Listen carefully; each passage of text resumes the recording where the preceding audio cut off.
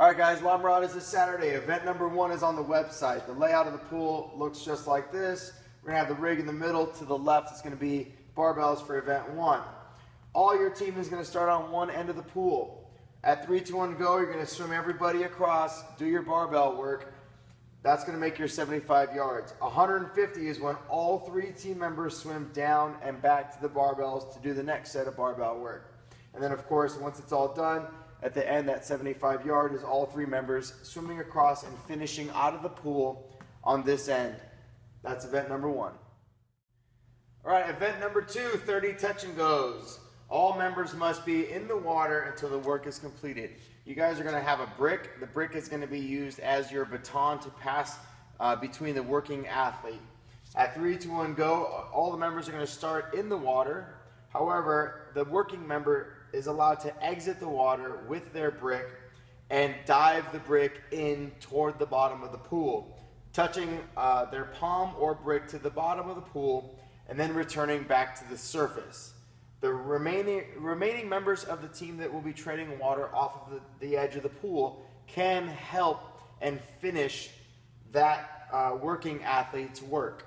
So in other words, if somebody's diving down to the bottom and they push off to the bottom toward the top, me as the non-working member can help grab them and pull them to the surface and work as a team to get that brick back up. Once the brick breaks the surface of the water, the rep is completed, and then we can either continue working with that working athlete or trade off the work. Again, it could be done from the pool deck edge down to the bottom, or you can exit the pool to dive the brick back in. The most important part is that the brick is used as a baton with the working athlete, passed back and forth as needed amongst the team, and the team is allowed to assist with any and all reps of the touch and go, just so long as that brick stays in somebody's hand the entire time and the brick breaks the surface of the water.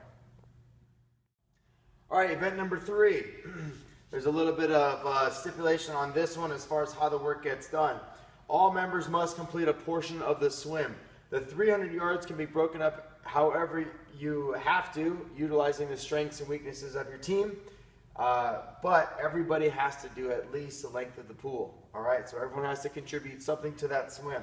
Also, each member must perform no less than 1 deadlift and touch the rings. So on the deadlift, you have 50 deadlifts. 49 can be split up amongst 2 people as long as that 3rd member completes at least 1 deadlift. And on the rings, if you have 1 member of your team that cannot do any ring dips at all, before your workout is finished, that 1 member has to at least contact the rings, not even perform that 1 single ring dip. So if you want, if you're a female team and you want to split the work amongst 2 of the members, 10 and 10, before your time is calculated, that 3rd member has to contact the ring. All right? Same thing for the males. If you want to break the work up with 1 guy doing all 30, that's fine, but the other 2 members have to be in the pool with you and make their contact on the ring to meet the minimum requirement for the rings. Now, they're going to be somewhat in a muscle-up position, so if anyone on your team cannot perform a muscle-up out of the water, the other 2 members are expected to be treading water with them to assist them into the bottom of the dip position, not the top, just into the bottom while they perform the dip. All right, event number 4 is the rope climb sprint workout. The rowers are going to be on the opposite end of the pool deck of the rig of the ropes hanging over the water. This one's a little tricky because we have to make sure each member is participating without forcing people who've never done a rope climb to do a rope climb. So you're going to row, then climb the rope 7 feet out of the water. You can only tag between rounds. That means the guy rowing is the guy swimming, is the guy rope climbing, and then swimming back. And in this tag zone here, with your member number 2 waiting for you at the deck edge, they're going to hop on, and either you're going to climb out and do another round, or you're going to tag somebody here, and then they're going to hop on the rower. They're going to complete their round. Ideally, obviously, the best thing to do is cycle through your 3 members, everyone completing an entire round for a total of 3 rounds each, getting all 9 rounds completed. But for some of you, like I said, that have somebody who may not be able to complete one of the rope climbs. That means that at the end of the 9 completed rounds done by whoever, that athlete or athletes who cannot perform a rope climb have to still enter the water and swim down and make contact with the rope before their clock stops for their team.